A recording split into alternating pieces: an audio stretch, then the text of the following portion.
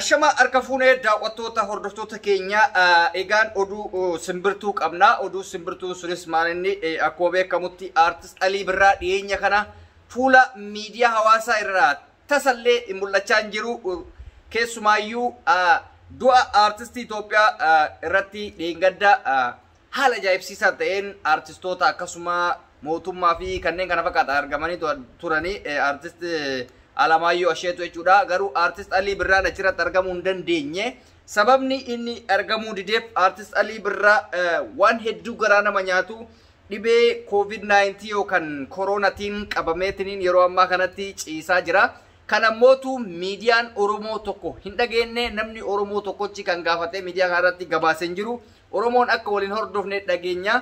Egaa mee wanta ta'amee fi haala inni keessa jiru osoo ittiin darbin dura interview miidiyaan Habashaa bilbilaan isaa godhe tokko xiqqoo dhageeffattanii akka amantaniif jechuudha. Sana booda maalirra akka jiru haala akkamii akka keessa jiru mootu an afaan Oromootiin isin hima. Interview godhame afaan Amaariffaatiin amma daqiiqaa 20 dura interview ta'ame jechuudha. Sababni inni du'a sanirraa hafeef akka innis koronaadhaan qabame dubbate. Xiqqoo sagalee isaatirraa dhageettanii sana boodaan maal akka ta'ee fi wanta asirraa dhageeffadhe isin biraan gaa jechuudha dhageeffadha.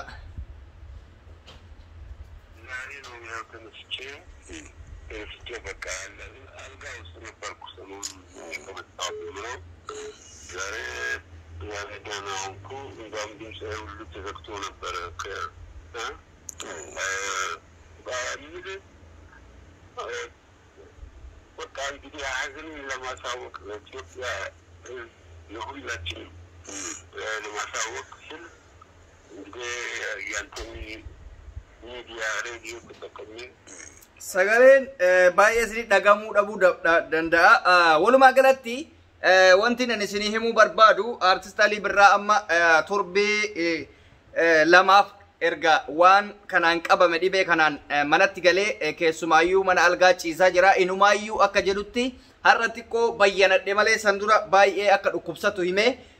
Asirratti waa'ee dhukkuba isaatitti deemuun dura waan takka jechuu barbaada. Keessayyuu miidiyaa Oromoo artistoota Oromoos ta'ee namoonni Oromoon keenya namni gaafa du'e qofa faarsanii ol fuudhanii galabbaxanii waa hedduu dubbatan. Garuu gaafa lubbuudhaan jiru namni kun maalitti jira? Eessa jira? Rakkinni isaa maali? Maaliif fuula hawaasa irraa dhabame kan jedhu akkamitti gaafatamuu dhabe? Yaa jamaadha waan ajaa'ibu. Fakkeenyaaf dhiyeenya kana artistoonni wantoota baay'ee hojjetan, sirboota adda addaa baay'ee hojjetan, miidiyaa hawaasaa irratti mul'atan, keessayyuu har'allee argitanii jiraatan Abiy Ahmad artistoota hedduu walitti qabee akkasumas immoo artistoota Habashaa fi Oromollee waan tokko tokkotti naasaa ture. Artistiin Ali Birraa achi keessatti isin argamne. Miidiyaan Oromoo namni kun eessa deemee maalirra jira jedhee maa waliin gaafanne na ajaa'ibe. Amma wanni na ajaa'ibe akkamitti osoo miidiyaan Oromoo meeqa jiru osoo miidiyaaleen gurguddaan jiru hanga artistoonni gurguddaan jiran hunda odoo arginu akkamitti dhukkubsachuu isaa miidiyaa Habashaa jalaa dhageenya.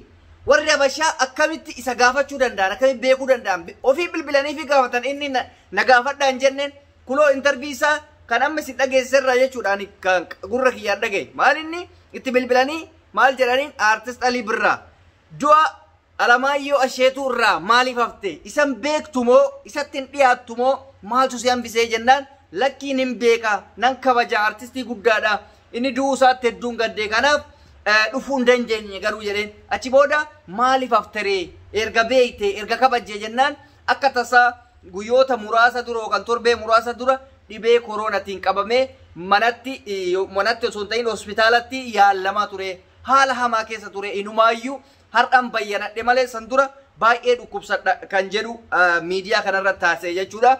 Sagalee isaa guutuu yoo isin dhageesse anas koopiraayitii yookaan immoo viidiyoo sana eeyyamu waan ta'eef FM tokko irratti affeerame jechuudha. Miidiyaaleen Oromoo fi namoonni bebbeekamtii qabdan gaafa namni du'e qofa hin booyina. Namni gaafa lubbuudhaan jiru maal ta'edha ammas homaa darbee hin qabu waan ta'eef namni kuni koovidiidhaan qabamee yaala gaarii akka argatuuf. Koovidiin Itoophiyaa bal'atee jira yaa jamaa. Alamaayyoo Asheetuu amma inni jechaa jiru kana kan ajjeese dhibee kana dhibee biraati miti. Artistoota hedduu namoota bebbeekamoo hedduu kan nyaatee fixaa jiru dhibee koronaa kana waan biraati miti. Namni keenyaan gaafa du'e qofa waliin ijina amma akka yaala gaarii argatuuf jala deema. mootummaan nama akka isaa kana nama saba isaa jaalatu kanaaf dantaa tokkoon qabaatu har'a isin dantaa qabaachuu fi danda'uu qabdanii jechuudha. Borboo'icha qofaan nutti hin boo'inaa. Ashaa wannoo irra keessanii kana kilaasikaalii wannoo ulullee kana irra keessanii imimmaan ol harcaasuu qoftii gatiin qabu. Har'a jala deemtanii hospitaala gaariitti akka yaalamu, iddoo gaariitti akka yaalamu, yaalli isaa akka jala deemamuuf, doktorri gaariin akka isa yaaluuf har'a isa gaafattanii iyyafattanii jala deemuu qabdan. Bor gaafanii du'e artistiin kenna maalii seenaa isaa maalii yoo hunduu ajandaa qoratee odeessuun gatiin qabu. Reediin har'a maal naan jedhee jira. Bor seenaa boo'u irra har'a jala deemiti yaaladhu yaalama. Dhibeen koovidii yaala argannaan salphaadha. Yaala dhabnaan badaadha. Kanuma Oromoon hunda dhagahuu qabdaa jechuudha. Ammootu odeeffannoo kana qabatamaadhaan beekuuf dhagahuu barbaaddan fagoon dhaqina anatu isinii hima. FM san maqaa isaa dagadhee hundumaafuu isin FM seefuu EBS keessa hojjetu san miidiyaa fuula YouTube isaa jala seentanii dhagahuu dandeessan. Kuluu amma daqiiqaa 10 dura gadhiise. Seefuu in EBS jedhaatiniin seefuu EBS jedha sarcha gogo jechuun wanta kana isinitti himeef addaa baafattaniif rakkinni keessa jiru. Dubbii kana olola fiddee olola diinatti akka isin hin jenneef achi jala dhayxanii akka sarchi gootanii waan inni ta'e waan inni keessa jiru dhageeffattaniif. Ammoo miidiyaan Oromootis yeroo gabaabaatti har'a bor osoo hin jenne rakkina isaa kana hawaasaaf ibsee hawaasni immootu jala deematee akka yaalamu taasisuu danda'uu qabdan. Warri OMN warri keelloo jettan miidiyaaleen gurguddaan hundi hanga miidiyaa warra faranjii kanaan bootte jechuudha. Sinii galee BBC jechuudha afaan Oromoo jala deemanii waan kana baasuu qaban yookaan du'a namaa himuudhaaf tasa as nutti hin bayinaa jechuudha. Artist Alii Birraa garuu akka amma jedhutti xiqqoo akka bayyanetetti dhageenye rabbi isa haa fayyisu. Namni kun jabaadha, namni Oromoon dhabuu hin qabnedha. Amma duraayyuu taasifamee jira barani biyya teena san rakkoodha biyyi teena sun gaafa inni dhukkubsate san osoo artistii Habashaa taate biyyoota Ameerikaa biyyoota gurguddaatti deemanii yaalaman. Garuu artist Alii Birraa Dubaayitti ofii isaatii namni tokko do'achi hin geessine Oromoonni tokko ijoolleen biyya Arabaa bira dhaabbatanii Dubaayitti yaalamaa ture. Yaalli sussilaa VIP ta'ee namoonni sadarkaa mootummaatti erguu qaban ture. Haa ta'uuti nama sabni jaalatu waan ta'eef fayyee nagaa maatii ofii biyya ofiitti galee ammallee mootu akka fayyee saba isaa tajaajilu abdii guddaa qabna. Artistoonni biyya keessa jirtanillee hadaraa keessan artist Alii Birraa akka cinaa dhaabbattanii deemtanii yaala kana gargaartan. Dhibeen koronaa jechuun dhayxanii homaa isin hin godhu. Of eeggannoolee barbaachisu godhaatiniin yoo dhaquu baattanis qaama wanna kana ilaallatu akka jala deemanii hordofaniif taasisaan dhaamsa Oromummaa fi obbolummaati. Kasanirraa hafe nama jiru jala deemachuullee aadaa haa godhannu. Akkuma fakkeenyaaf har'a Adaamaa deemtanii artist keenya kabajamaaf jaalatamaa akka gargaarsa gootaniif haamilee tortan jechuudha. Zarihuun Wadaajoo akkasitti ammallee artist Alii Birraallee akka bira geettan abdii isinirraa qabna jenneetiniin dubbannoo kanuman isiniif hima jechuudha. Har'aaf rabbi isaa fayyisu du'aa illee godhaafi du'aa illee hin fayyisti nama kana garuu rabbiif namni illee hin jaalata. Keessayyuu seenaa Oromoo keessatti nama jalqabaati. Nama sirbi reediyoon cabsodoma jedhame akka hin cabne sirbeen agarsiisedha. Hangafa artistii Oromooti. Fakkeenya warri har'a aartiin Oromoo guddate jennee iyyinuuf kun minciin isarraa yookaan jalqabni isarraa jechuun hin danda'ama.